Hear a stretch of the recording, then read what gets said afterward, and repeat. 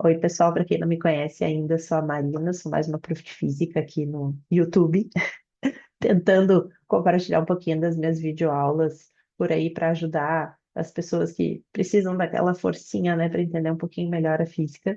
E esse vídeo aqui vai abrir, então, uma grande área da física, que é a área da mecânica. Então, bora lá. Esse é o primeiro vídeo de uma série de vídeos de um braço bem extenso da mecânica, que é a cinemática, que nada mais é do que o estudo dos movimentos. Então, a gente começa estudando essa sub-área, né, da mecânica, analisando primeiro os movimentos retilíneos. E falar sobre os movimentos retilíneos tem a ver com pensar nas configurações, por exemplo, dos nossos aplicativos de GPS. Então, por isso que a primeira pergunta que está ali é como que o Waze sabe em quanto tempo que eu vou chegar no meu destino, né? A gente faz aí caminhos que podem ser variados, ele vai estimando, né, trajetos aí que seriam os melhores para a gente evitar engarrafamentos.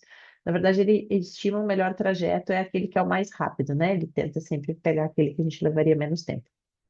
E ele consegue fazer essa estimativa tomando como base a velocidade máxima de cada via e também coletando alguns dados em tempo real. Então, sabendo qual é a velocidade média aí que os carros que estão circulando por aquelas vias estão andando naquele momento. E a gente consegue ir sinalizando, olha, tem engarrafamento, aqui o trânsito está parado, né? Então ele consegue ir fazendo essa previsão. Mas a conta que está por trás é uma conta que está relacionada com a cinemática, com um dos movimentos que a gente vai conversar hoje. Então, antes de tudo, né? Por que que o nome é cinemática? Porque geralmente quando a gente associa ou escuta essa palavra, a gente associa a cinema, né? E não está errado, na verdade, a gente pensar sobre isso, porque cinema nada mais é do que um vídeo, né? Na verdade, nada mais é do que uma sequência de imagens que vão sendo passadas numa velocidade tão alta que o nosso cérebro não interpreta como imagens separadas, ele interpreta como um contínuo, né? E por isso que a gente acabou chamando de cinema. Então, ali em cima tem o primeiro filme que foi feito no mundo, então, dos irmãos Lumière, que era somente um trem chegando numa estação. E aí é muito curioso, tem um filme chamado A Invenção de Hugo Cabret, que aparece uma cena de algumas pessoas assistindo esse vídeo como se fosse uma atração de circo, e as pessoas ficam com medo, elas acham que elas vão ser atropeladas pelo trem. Aí a gente pensa, nossa, né, que ridículo, né, alguém pensar isso. Mas como é que foram as tuas primeiras reações num cinema 3D? Tu não desviou o meu. Um dos primeiros filmes que eu vi em 3D foi Avatar, e eu lembro que eu dei uma desviada das flechinhas, assim, né, é instintivo, a gente acaba fazendo isso. E um dos filmes mais modernos aí que a gente tem é esse filme que foi feito pela IBM, que é o menor filme do mundo, não no sentido de duração, mas no sentido de tamanho mesmo. Então, cada uma dessas bolinhas que a gente vê ali são átomos que foram isolados e manipulados. Então, fica aqui, né? Tem um link do QR Code, depois tu pode assistir, é bem legal, tá? Mas a cinemática na física, então, ela não vai ser movimento de imagens necessariamente, ela vai ser a área que vai estudar os movimentos de maneira geral. Então, aqui a gente consegue preencher que é a área.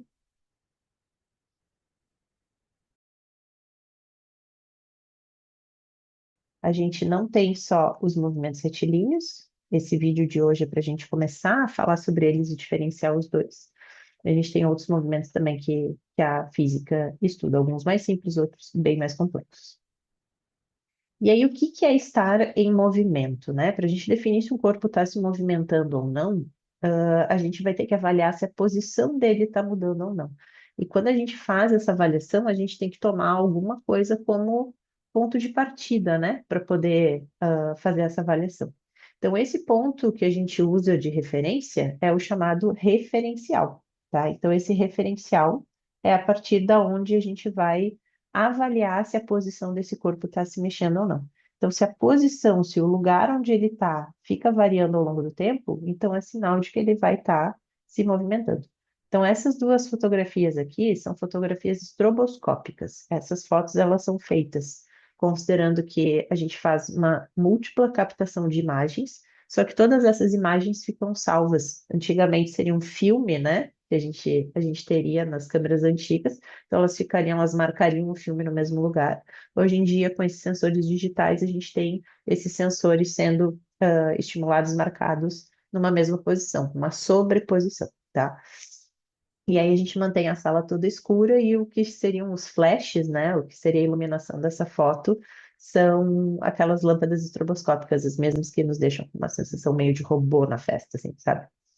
E aí, o que que a gente pode avaliar? Ó? E o corpo da bailarina como um todo, ele se manteve parado. Eu não consigo ver mais de uma perna ou mais de um tronco aqui nessa imagem. Mas os braços dela se movimentaram. Então, o que que a gente pode avaliar? Que a bailarina em si, para a física, não se movimentou, porque ela não trocou de lugar em relação ao chão, mas os braços dela estão em movimento, porque os braços dela, sim, estão trocando de posição. Geralmente a gente avalia, né, a gente considera que o chão é a nossa referência e que o chão não está se mexendo. Mas se a gente for ser muito detalhista e cuidadoso, a gente vai lembrar que a Terra está girando a milhares de quilômetros por hora em torno do Sol, a gente está se mexendo bem rápido. Então a gente vai anotar aqui, ó, que os braços se movem em relação ao tronco dela ou em relação ao chão, né? Tem vários referenciais que a gente pode usar. Por isso que a gente fala em relação, né? Relacionado a, referenciado a. Os braços se movem em relação ao chão. Já esta outra dançarina aqui, ou a mesma dançarina em outro cenário, o corpo dela como um todo agora se movimenta. Então, esse meio do corpo aqui a gente chama de centro de massa. Quando a gente avançar aqui na área da mecânica e a gente entrar lá na aula de torque, a gente vai falar um pouquinho mais sobre esse centro de massa. O centro de massa dela vai saindo, né? Vai subindo aqui. E todas as outras partes do corpo dela também vão sofrendo alguma alteração. Então, aqui a bailarina como um todo se movimenta em relação ao chão.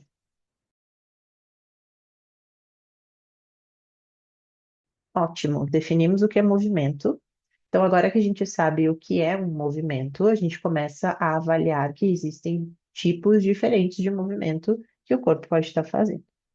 Então, existem três aí principais que a gente estuda na física, que são em linha reta.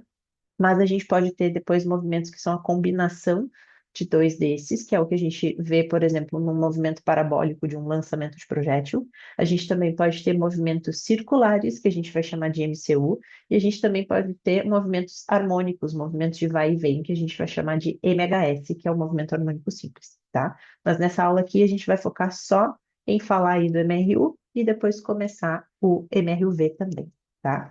Como assim MRU e MRUV, Marina? MRU e MRUV são siglas, tá? Então, MRU significa movimento retilíneo uniforme.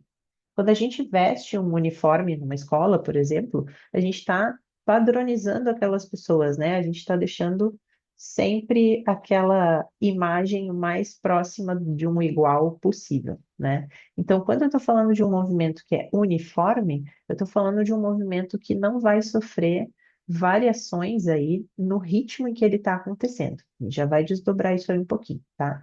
Dessas três imagens que estão, desses três GIFs, né, que estão aparecendo aqui pra gente, o que melhor representa o MRU é o desse cara aqui, que ele está andando sempre no mesmo ritmo, sempre na mesma velocidade, tá? Agora, MRUV, esse V é de variado. Então, é também um movimento, e também vai ser um movimento retilíneo, ou seja, em linha reta, só que ele vai variar. O lance do MRV, que a gente também já vai falar em seguida, é que ele não vai variar de qualquer jeito aleatoriamente, ele vai variar seguindo um certo padrão. Por isso que a gente fala que ele é uniformemente variado, tá? Mas o grande lance do MRV é a gente entender que a velocidade nele não vai ficar sempre a mesma, o ritmo de movimento vai mudar, que é o caso dessa imagem 2 do Homer Simpson. Então ele estava dirigindo e ele começa a pisar no freio, a inércia, né? Inclusive, joga ele lá para frente. E aí esse movimento está sofrendo uma variação. Por isso que a gente diz que esse aqui seria um exemplo do nosso MRV. E um caso específico aí do MRV, quando a gente está falando de uma aceleração, que é o que vai mudar a velocidade, for a gravidade, e a gente não tiver nenhum outro tipo de resistência no meio do caminho, a gente fala que esse movimento é um movimento de queda livre, que é o nosso conhecido MQL. O MQL vai ter um vídeo só para ele, tá? Então, pode segurar isso. Aqui são pequenos spoilers das coisas que a gente vai conversar daqui para frente. Então, Então vamos lá, vamos falar agora do MRU, vamos destrinchar esses movimentos aqui. Então, pensando aqui no MRU. M de movimento, retilíneo significa que acontece em linha reta, e uniforme significa que está sempre andando no mesmo ritmo. Então, o que que a gente pode pensar? Se eu estou sempre andando no mesmo ritmo, significa que se eu contar um determinado tempo, eu vou perceber ali que eu caminhei, ou que ele ali no skate, por exemplo, andou uma certa quantidade de metros.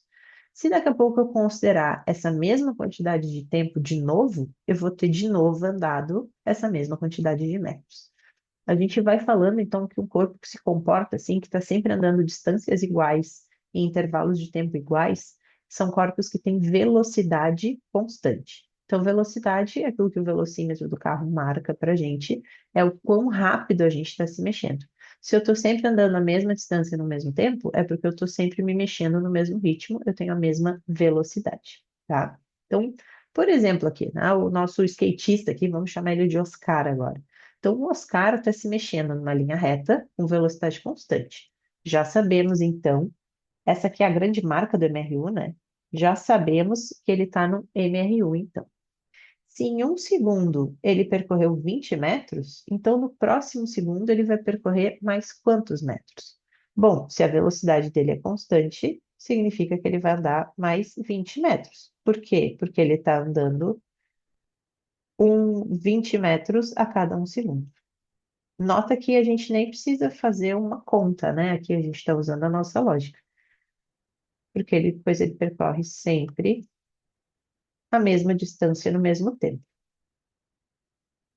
Mesma distância no mesmo tempo. Marina, como é que tu sabe que ele vai percorrer sempre a mesma distância no mesmo tempo? Porque me falou ali que ele tem velocidade constante. Ter velocidade constante é isso, tá? E aí, o que que a gente pode pensar ali, né? Como é que a gente pode chegar numa expressão para o nosso MRU a partir do exemplo que a gente analisou agora há pouco? Se o Oscar estava andando 20 metros em um segundo, eu também posso dizer que em 2 segundos ele vai ter andado 40 metros, certo? Porque ele vai andar 20 no primeiro, depois ele vai andar 20 no segundo, e por aí vai.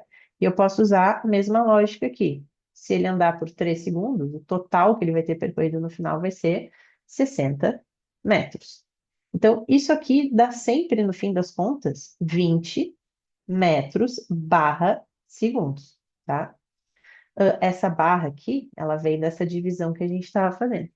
Então, a gente pode pensar que, para eu achar a velocidade do Oscar, eu estou sempre fazendo uma relação entre a distância que ele percorreu e o tempo que ele levou para percorrer ela.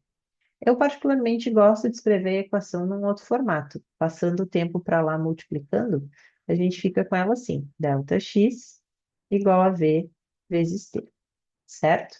Por que delta x e não d, Marina? Para que complicar a vida desse jeito, né?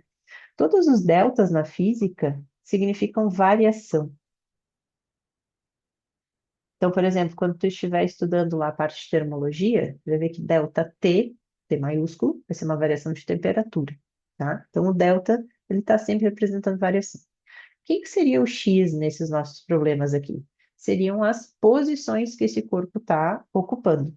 Então, por exemplo, se ele começa o movimento aqui e termina lá, essa aqui seria a minha posição inicial e essa aqui seria a minha posição final.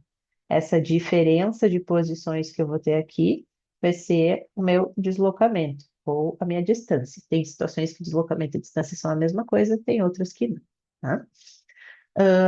Então, o ΔX aqui vai ser a nossa distância ou deslocamento. Na maioria dos casos é a mesma coisa, tá? No Sistema Internacional de Medidas, a gente mede em metros. V é o nosso símbolo de velocidade, medido em metros por segundo.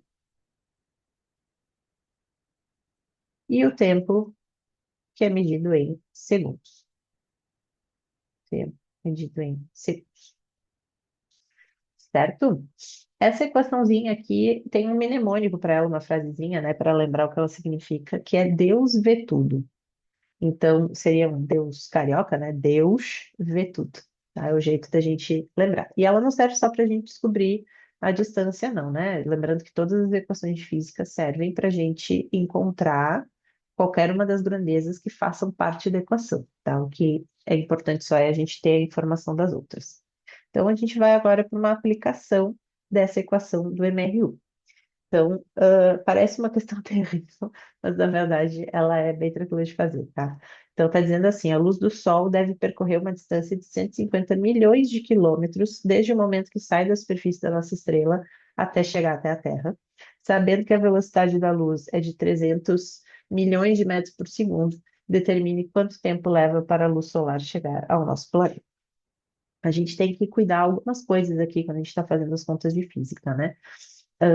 Apesar de tomate ser um fruto, não fica gostoso quando a gente bota ele na salada de frutas, tá? Então, o que que a gente tem que tomar cuidado? A gente tem que ver se as nossas unidades de medida estão batendo, tá? Estão combinando. Como é que eu vejo isso? Metro tem que estar casando com metro, e não é o caso aqui. Aqui a gente tem um em quilômetros e outro em metros, tá? Então, existem duas possibilidades de transformação que a gente pode fazer aqui, tá?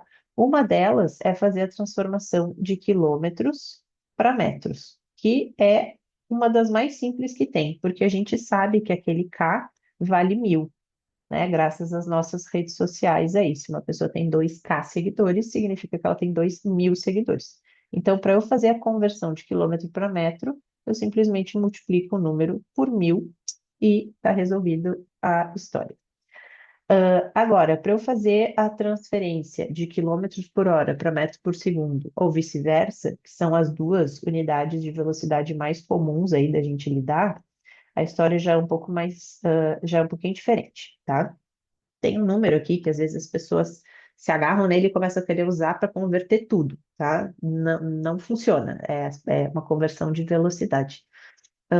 Quando a gente vai fazer a conversão de quilômetros por hora para metros por segundo, a gente não tem só que fazer uma conversão de quilômetros para metro, mas também uma conversão de horas em segundos. E aí, se a gente for pensar que essa relação de quilômetro e metro vale 1000 e que a conversão de hora para segundo vale 3.600, porque em uma hora a gente tem 3.600 segundos, a gente chega num número que é o famoso 3,6. Na verdade, é o 3.600 dividido por 1000, tá? Então, se eu quero passar de quilômetros por hora para metros por segundo, eu faço a divisão por 3,6 e de metros por segundo para quilômetros por hora, eu faço a multiplicação por 3,6, tá? Mas, Marina, qual delas que eu uso nesse problema? Porque a questão não me disse se quer o tempo em horas, se quer o tempo em segundos. Isso é sinal de que tu tem liberdade para escolher a transformação que tu quiser fazer, tá? Eu, particularmente, vou pelo caminho de transformar esse aqui em metros, que vai ser mais fácil, tá? Então, vamos organizar as nossas informações aqui. Se ele me disse que essa luz vai percorrer uma distância de 150 milhões de quilômetros, significa que esse é o nosso ΔX. E aí eu já vou fazer a transformação. Então, ao invés de 150 milhões, a gente já vai colocar mais três zeros, vão ser 150 bilhões de metros do Sol até a Terra. E a velocidade dessa luz são 300 milhões de metros por segundo. Podia ter usado notação científica aqui, né? Ia ficar mais elegante esse problema.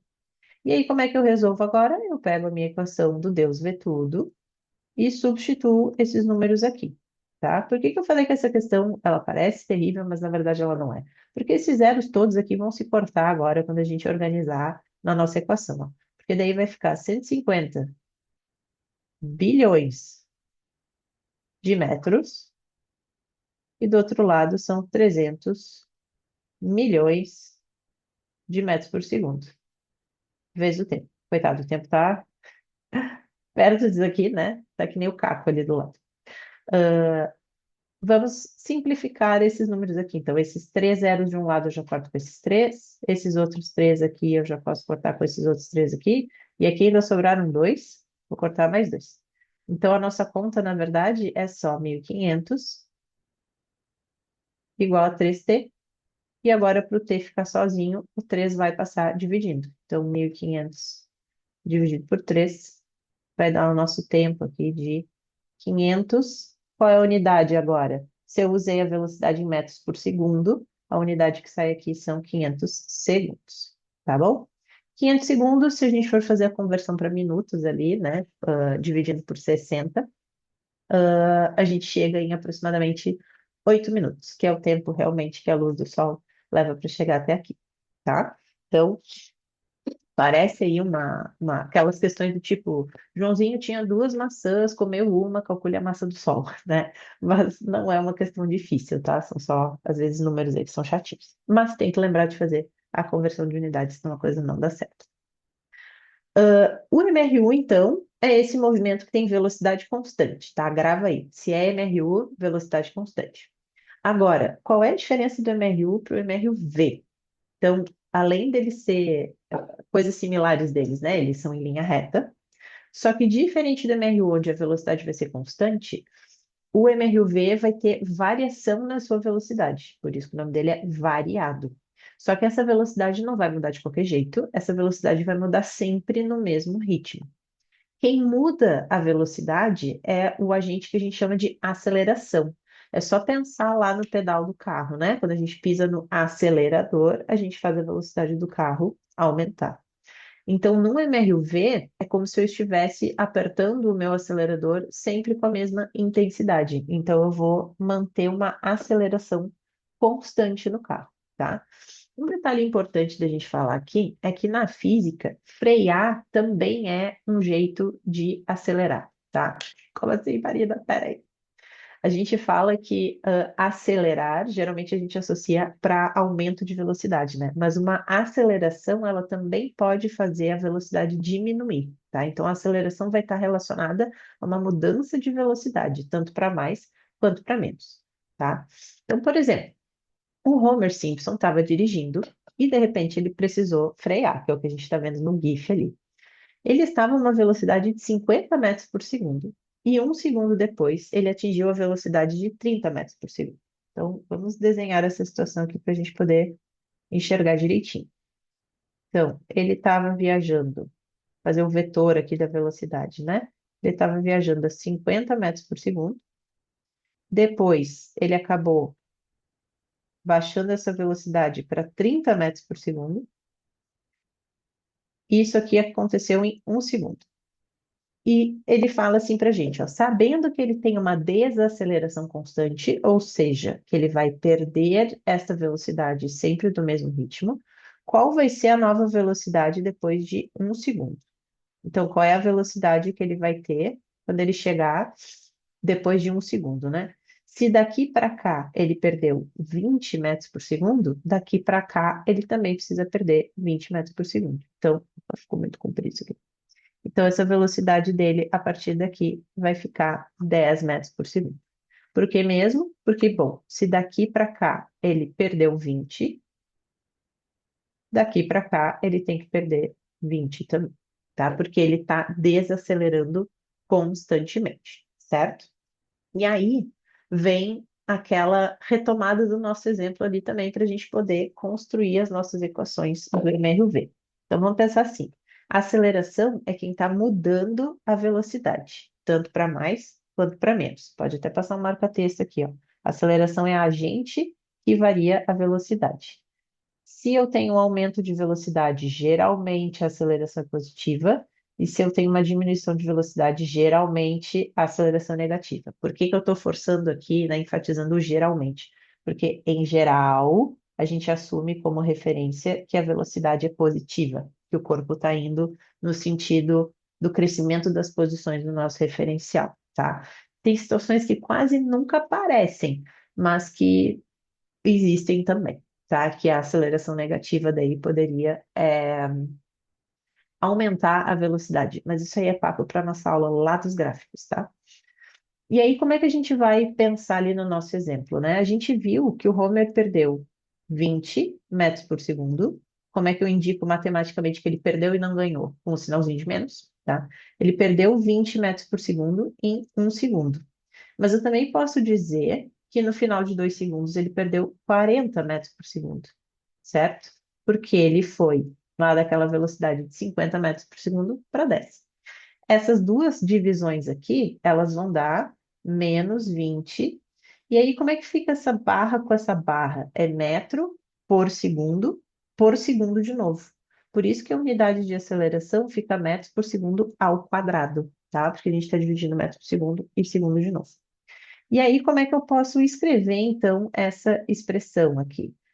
O que que é uma aceleração? Uma aceleração, ela é a variação de velocidade que eu tenho ao longo do tempo. No caso do nosso exemplo, a variação era menos 20 num tempo de 1 segundo, ou menos 40 num tempo de 2 segundos. E aí a gente vai lembrar aquilo que eu anotei sobre o delta. Se aqui é um delta V, então eu posso pensar que esse delta V, ele é uma diferença, né, uma variação de velocidade. Velocidade final menos velocidade inicial. Esse V0 aqui é como se fosse a velocidade do zero do nosso cronômetro, no nosso tempo zero. E aí a gente pode reescrever essa equação, abrindo esse ΔV, né, usando esses elementos, e escrevendo a equação que fica assim: V é igual a VO mais A vezes T. O que que essa equação diz para a gente? Que a velocidade que o corpo vai atingir é igual à velocidade que ele tinha no início, mais o quanto ele está acelerando e quanto tempo ele fica acelerando. Se eu não tenho aceleração nenhuma, né? Se eu estou num MRU, a minha velocidade no início vai ser igual à minha velocidade do final. E isso é coerente, né? Porque é sinal de que a velocidade está constante, ela não está mudando. Então, vamos anotar o que que é cada uma dessas letrinhas e suas unidades agora.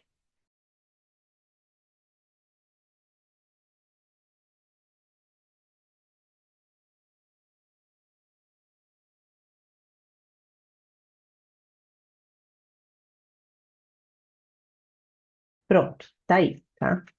Super importante, além da gente ter as equações, a gente entender o que é cada elemento para a gente poder coletar essas informações nos enunciados. E aí a gente vai resolver o nosso último exercício de exemplo aqui, que diz o seguinte: um motociclista parte do repouso, isso aqui pode não parecer, mas é uma informação importante já, e acelera uniformemente, ou seja, é um MRUV até atingir a velocidade de 72 quilômetros por hora em 10 segundos. E aí ele pergunta qual é a aceleração média do motociclista em metros por segundo ao quadrado, tá? O que que a gente já de cara bate o olho e já vê que não vai dar certo? Metro por segundo ao quadrado, nunca vou chegar nisso, nessa unidade, usando essa velocidade em quilômetros por hora, tá? Então a gente já sabe que a gente vai ter que fazer uma troca de unidade aí. Vamos anotar aqui o que que a gente tem de informação. Então, ele me disse que o tempo em que esse motociclista vai atingir a velocidade é 10 segundos. Então, a gente já sabe que são 10 segundos. E que ele vai chegar a 72 quilômetros por hora. Então, essa vai ser a velocidade final. 72 quilômetros por hora, a gente já sabe que a gente vai ter que converter, porque a gente precisa chegar em metros por segundo ao quadrado, né?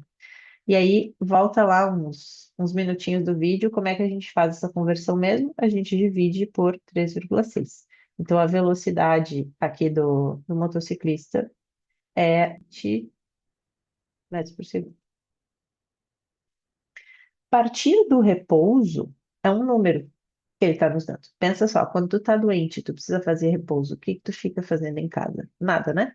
No máximo vendo alguma série ou lendo um livro, né? Isso se é a gripe que a gente vai permitir. Então, partir do repouso significa que a velocidade do início dele era zero, porque eu não estou me mexendo. Se eu estou de repouso, eu não me mexo. Então, eu sei que a minha velocidade inicial era zero. Comecei parado. E eu quero a minha aceleração. E aí a gente tem duas maneiras de resolver essa questão. Ou a gente usa a equação já no formato aberto. Então, V igual a VO mais A vezes T. A gente pode resolver a equação direto assim. Ou a gente pode usar a nossa expressão da aceleração, variação de velocidade ao longo do tempo. A única coisa que a gente tem que cuidar só é que aqui eu não tenho ΔV pronto ainda. O meu ΔV é a velocidade final menos a inicial, 20 menos zero. Só isso que tem que cuidar, tá? Aqui eu não tenho que me dar conta, qual V que eu boto aqui? Às vezes as pessoas perguntam isso, né? Qual V que eu boto ali? Não é nenhum nem outro, são os dois, tá? Então, só para a gente lembrar, ΔV seria a velocidade final menos a inicial. Como nesse caso a inicial é zero, vai dar 20 menos zero, o ΔV é 20, tá?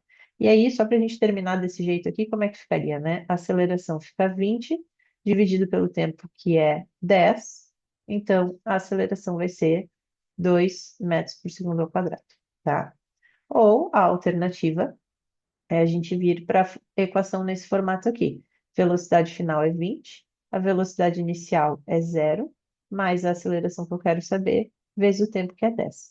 Esse zero vai sumir da equação, e aí para o A ficar sozinho, o 10 tem que passar dividindo. Então vai ficar 20 sobre 10. Nota que a equação é a mesma, né? A gente só escreve ela de outro jeito. Então a gente tem que chegar na mesma estrutura no final lá. Então a aceleração fica 2 metros por segundo ao quadrado. Certo, gente? Eu espero que essa videoaula tenha ajudado vocês a entender um pouquinho mais sobre a diferença aí dos dois principais movimentos retilíneos. Não falei sobre tudo que tem para falar sobre MRV, tá? Vai ter um videozinho específico. Eu gosto de trabalhar o MRV em duas partes. Primeiro, comparando ele com o MRU para a gente entender bem a diferença dos dois, e depois mergulhando um pouquinho mais no MRV, tá? Se tu gostou desse vídeo, lembra de deixar o teu like. Beijos, bons estudos.